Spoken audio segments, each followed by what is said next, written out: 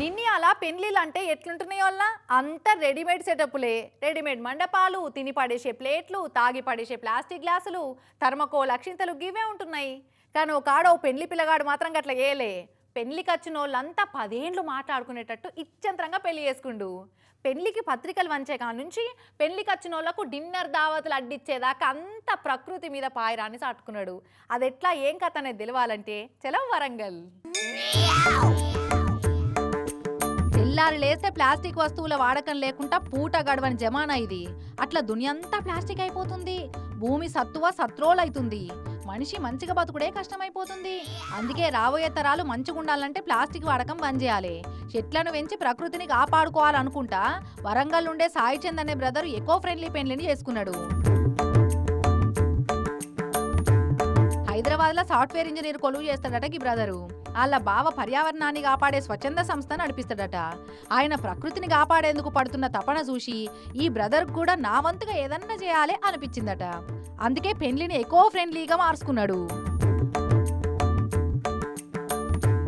పత్రికలు కొట్టి పంచకా నుంచి డిన్నర్ దావత్ దాకా ప్లాస్టిక్ కనబడకుండా చూసుకున్నాడు. చుట్టాలకు పత్రికలు వంచబోయినప్పుడు ఉట్టి పత్రిక చేతిలో పెట్టి షాయదాగచ్చుడే కాదు, చుట్టపోలింటికి మొక్కను పట్టుకపోయి వాళ్ళ ఇంటి ముంగట నాటిచ్చిండు.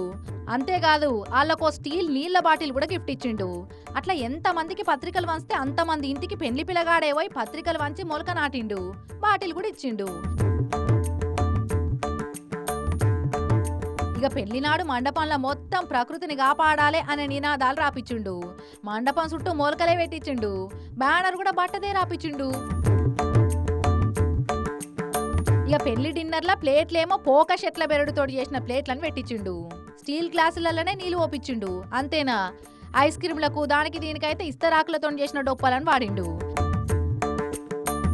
పెళ్లికి వచ్చిన చుట్టపోళ్ళందరికీ రిటర్న్ గిఫ్ట్ల కింద జూట్ బ్యాగుల మొక్కలు పెట్టించిండు.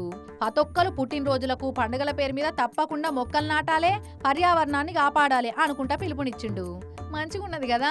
పెళ్లికి వచ్చి బగారా బువ్వ తిని 4 అత్యంతలేసి పొమ్మంటారు గాని నలుగురు మంచి కోరుకుంటా చెట్లు పెంచాలి, కాలుష్యాన్ని తగ్గియాలని తపన వరుడు చూస్తుంటే అసలైన ప్రకృతి ప్రేమికులంటే మాటలే చెప్పారు, గిట్ల చేతలు చూపిస్తారు అని అనిపించవచ్చింది.